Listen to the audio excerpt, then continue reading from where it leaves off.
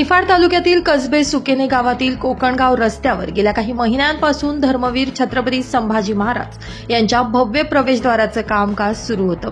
कसबे सुकेने गावातील शिवजन्मोत्सव कमिटीच्या वतीनं हे प्रवेशद्वार बनवण्यात आलंय।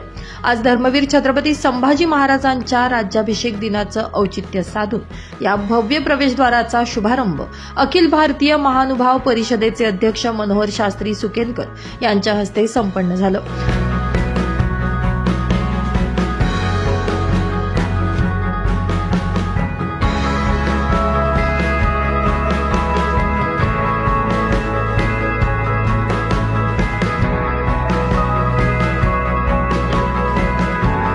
या कार्यक्रमासाठी कसबे सुकेने गावातील प्रतिष्ठित नागरिक आणि पंचक्रोशीतील सर्व ग्रामस्थ या कार्यक्रमासाठी मोठ्या संख्येनं उपस्थित होते।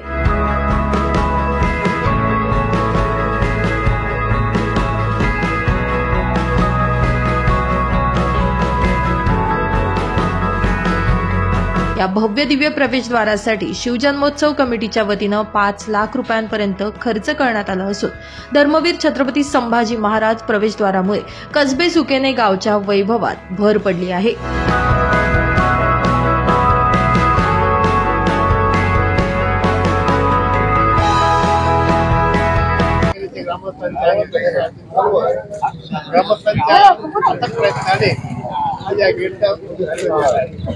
बरेच दिवसाचं स्वप्न आज साकार झालेलं आहे आणि आपला हा संरक्षक समाजाचा आणि मार्गदर्शक या निमित्ताने आणि ही सर्व आपल्याला ग्रामस्थांना माझ्या प्रेरणा नाही ठरेल असे मी ग्वाही देतो। आणि इथून पुढे कुठल्याही काम करत असताना आपण सर्वांनी एक रूपाने एक दिलाने परिश्रमाने काम करा ही प्रभूचरणी प्रार्थना करतो। आणि सुकेने या गावामध्ये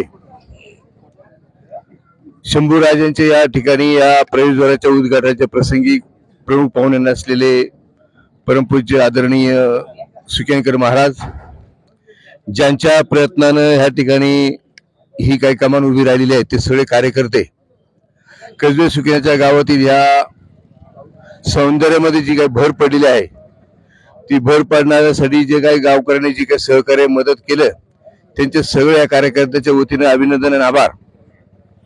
देवाचा देव छत्रपती शिवाजी महाराज त्यांचे सुपुत्र धर्मवीर शंभूराज यांची ह्या ठिकाणी कमानीच्या उद्घाटन झालेलं आहे। खरं तर शंभूराजांचा इतिहास आपल्यापासून बराच लपला गेला। त्यांनी केलेले पराक्रम असेल, त्यांनी केलेले कर्तृत्व असेल, हे बहुजन समाजापासून किंवा एकूणच सगळ्या समाजापासून बऱ्याच दिवस लपवलं गेलं आणि आज हे सगळं त्यांचा जो काही इतिहास आहे हा आज आपल्याला उलगडा झाला।